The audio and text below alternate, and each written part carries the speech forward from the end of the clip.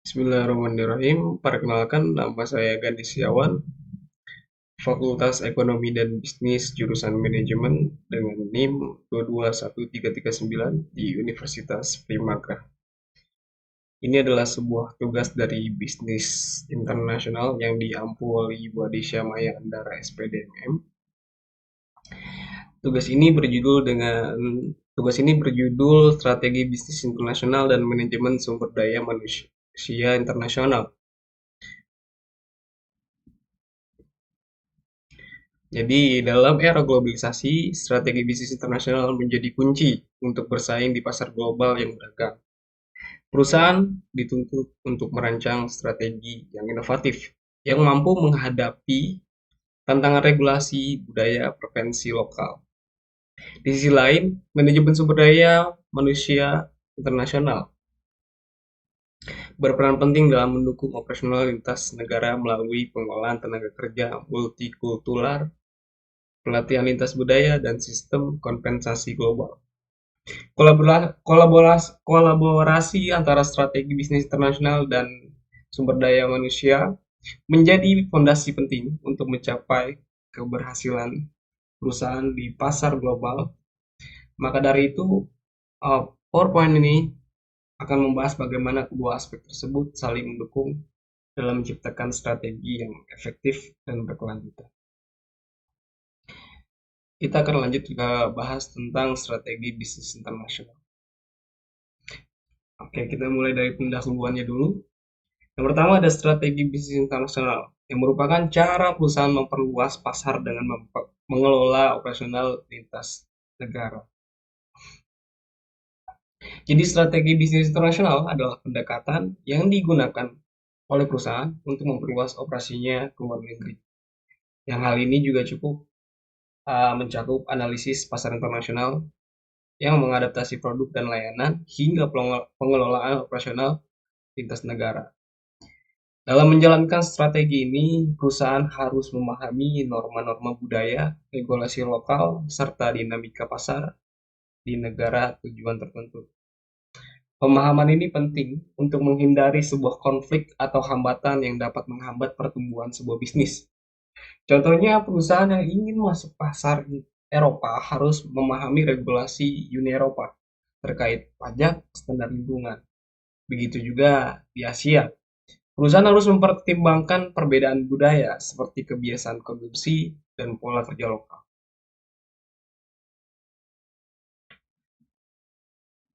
Lalu ada strategi bisnis internasional.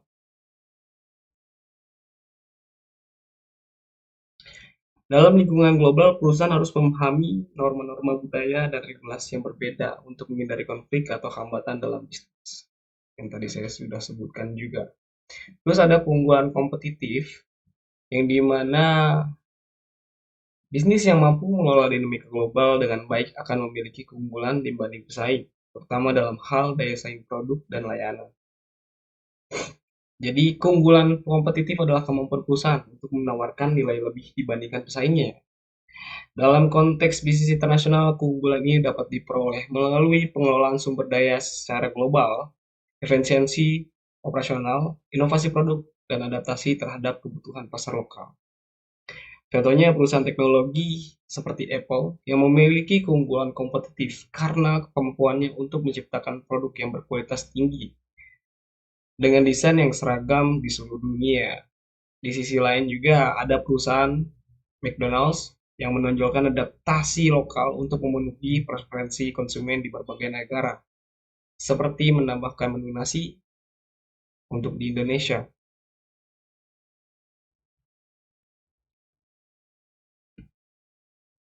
Selanjutnya ada komponen strategi bisnis internasional.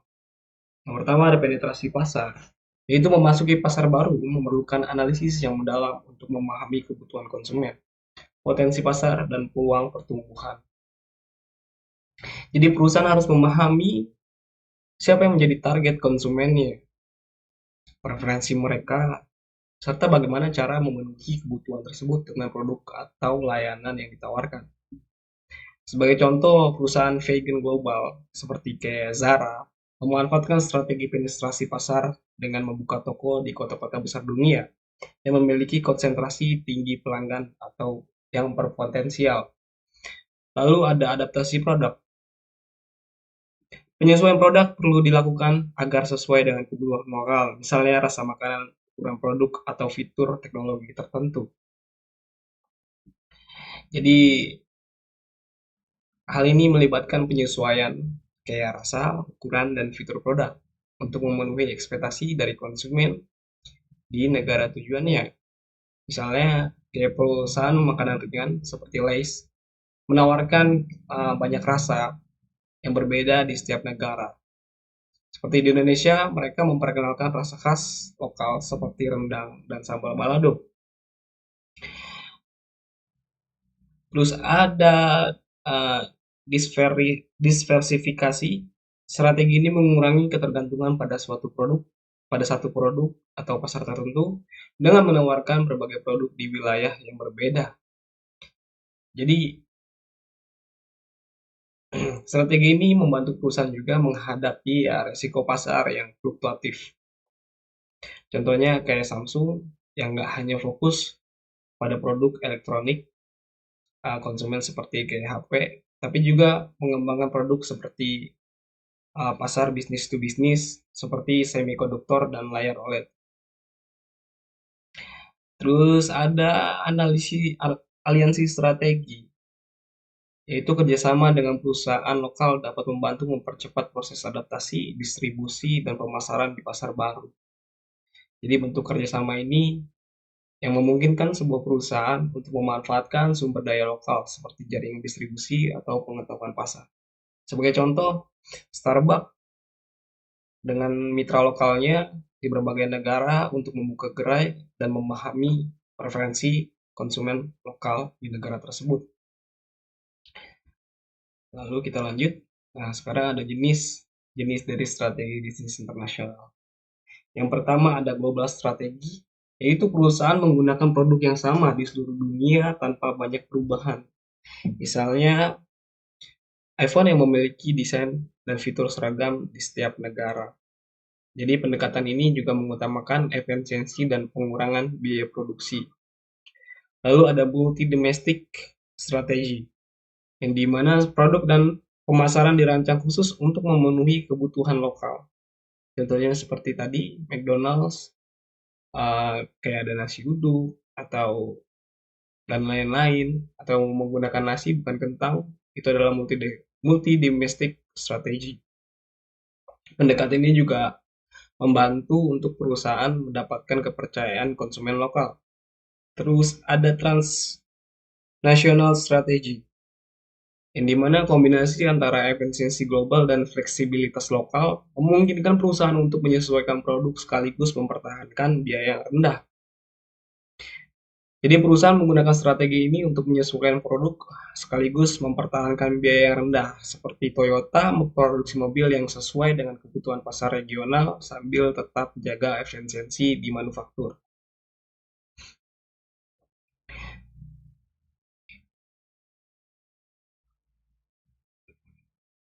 Nah, ini ada contohnya Toyota. Kayak Toyota menggunakan strategi globalization dengan menyesuaikan produk seperti Toyota Avanza di Asia Tenggara dan Prius di negara maju. Investasi dalam teknologi hybrid membuat Toyota unggul dalam kendaraan ramah lingkungan. Lalu ada lalu ada McDonald's, yaitu penyesuaian menu lokal yang membantu McDonald's menarik konsumen di berbagai negara. Mereka juga mempertahankan standar global untuk efisiensi. Lalu ada Samsung. Samsung memiliki diversifikasi produk yang memungkinkan Samsung memenuhi kebutuhan segmen pasar premium, seperti Samsung Galaxy S Series dan menengahnya Galaxy A Series. Lalu ada tantangannya. Tantangannya yang pertama ada perbedaan regulasi. Setiap negara memiliki peraturan yang unik seperti pajak, tarif, atau standar lingkungan yang harus diikuti oleh perusahaan internasional. Jadi perusahaan internasional juga harus memahami dan mematuhi setiap regulasi yang ada di setiap negara untuk menghindari sanksi atau hambatan-hambatan terkait hukum. Terus ada kompetisi. Perusahaan lokal seringkali memiliki pemahaman yang lebih baik tentang konsumen setempat sehingga menjadi pesaing kuat bagi perusahaan global.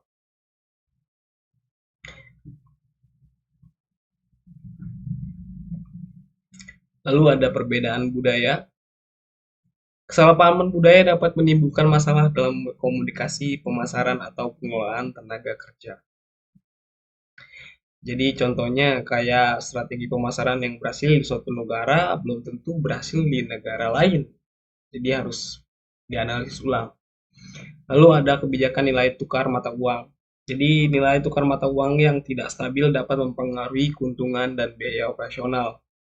Jadi perusahaan juga perlu merancang strategi keuangan untuk mengurangi resiko fluktuasi nilai tukar ini.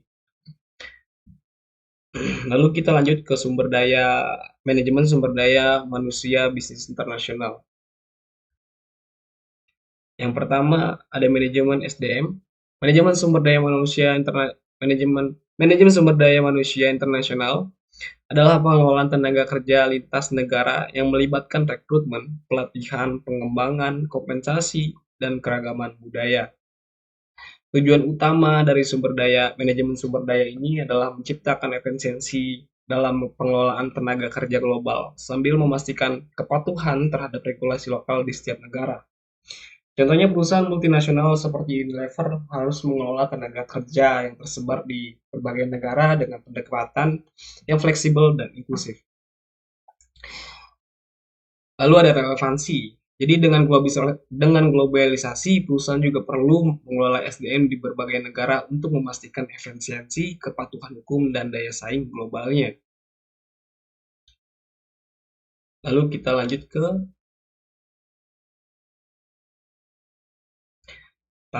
tantangan. Jadi perbedaan budaya. Yang pertama ada perbedaan budaya. Jadi setiap negara memiliki norma, nilai, dan tradisi unik yang dapat mempengaruhi gaya kerja.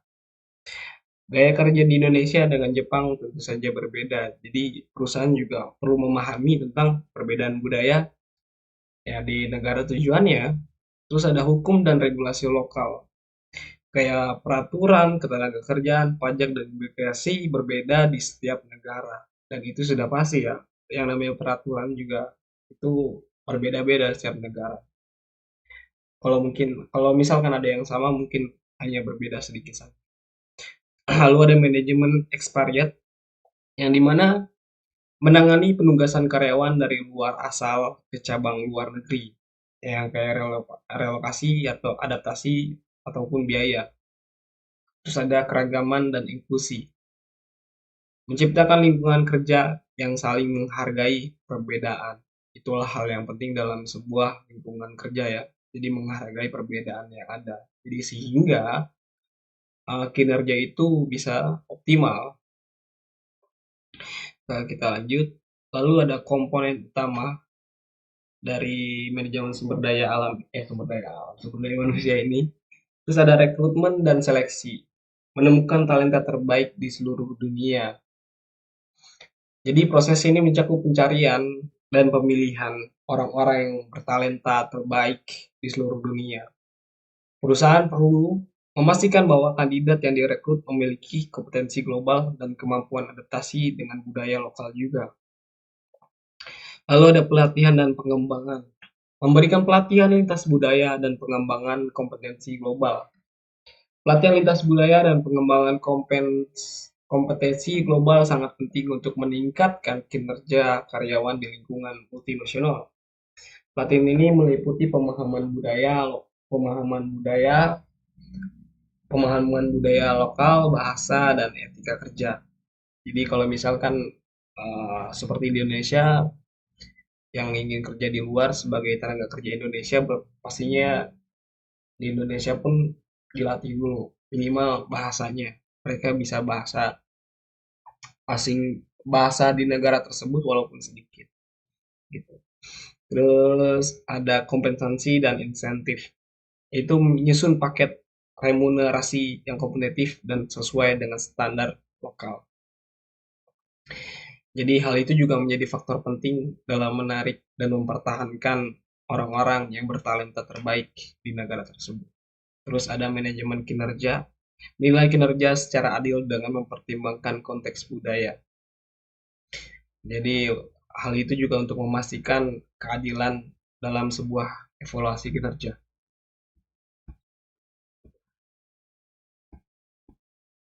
Terus ada etnosentris. Etnosentris yaitu manajemen yang dikendalikan oleh tenaga kerja dari negara asal perusahaan. Contohnya ketika ada perusahaan misalkan dari Malaysia datang ke Indonesia untuk membangun sebuah perusahaan, maka manajemennya dikendalikan oleh orang dari negara Malaysia tersebut, bukan dari orang setempat. Lalu ada polisentris, yaitu menggunakan tenaga kerja lokal untuk posisi manajerial di negara tujuan. Nah, hal ini juga termasuk bagus karena ini perbedaan kebijakan aja sih perusahaan tersebut pengen kemana. Jadi menggunakan tenaga lokalnya, jadi orang-orang misalkan perusahaan Malaysia tadi datang ke Indonesia dan yang jadi pengendali pengelolaannya itu orang Indonesianya bukan orang Malaysia. Terus ada geosentris, itu mencari talenta terbaik dari seluruh dunia tanpa memperhatikan asal negara. Jadi dia tuh kayak buat lowongan pekerjaan tapi ya internasional aja gitu, siapapun dari asal manapun bisa mendaftar dan bisa menjadi manajer di perusahaan tersebut. Lalu ada region sentris yang dimana fokus pada perekrutan tenaga kerja dari kawasan regional tertentu. Lalu kita lanjut, ini contohnya dari Unilever memberikan pelatihan lintas budaya bagi manajer regional untuk memahami pasar lokal. Itu dari Unilever dan dari Google mengadopsi budaya kerja inklusif dengan keberagaman yang tinggi. Lalu ada Toyota mengelola ekspretariat Jepang untuk transfer teknologi ke pabrik-pabrik internasional. Lalu ada manfaatnya. Yang pertama ada efisiensi operasional, mengelola tenaga kerja global dengan strategi yang terintegrasi. Lalu ada keunggulan kompetitif dengan memanfaatkan keberagaman untuk inovasi dan kreativitas. Lalu ada kebutuhan global, yaitu menghindari resiko hukum dengan memahami regulasi di setiap negara. Lalu ada pengembangan karyawan, nilai kinerja secara adil dengan mempertimbangkan konteks budayanya. Seperti tadi. Lalu ada kesimpulannya, kesuksesan bisnis internasional memerlukan integrasi antara strategi bisnis dan manajemen sumber daya manusia atau MSDM yang efektif. Strategi bisnis internasional berfokus pada adaptasi pasar lokal, efisiensi global, inovasi, dan mitigasi risiko. Sementara MSDM internasional menekankan pengelolaan tenaga kerja lintas budaya, rekrutmen global, serta pelatihan. Keduanya saling mendukung dalam menciptakan keunggulan kompetitif di pasar global. Perusahaan yang mampu menyelaraskan strategi bisnis dengan pengelolaan SDM secara fleksibel dan inovatif akan lebih siap menghadapi dinamika lingkungan global dan mencapai pertumbuhan yang berkelanjutan. Cukup sekian dari saya. Terima kasih yang sudah mendengarkan. Terima kasih Bu Adisya. Hasil ucapan terima kasih. Assalamualaikum warahmatullahi wabarakatuh.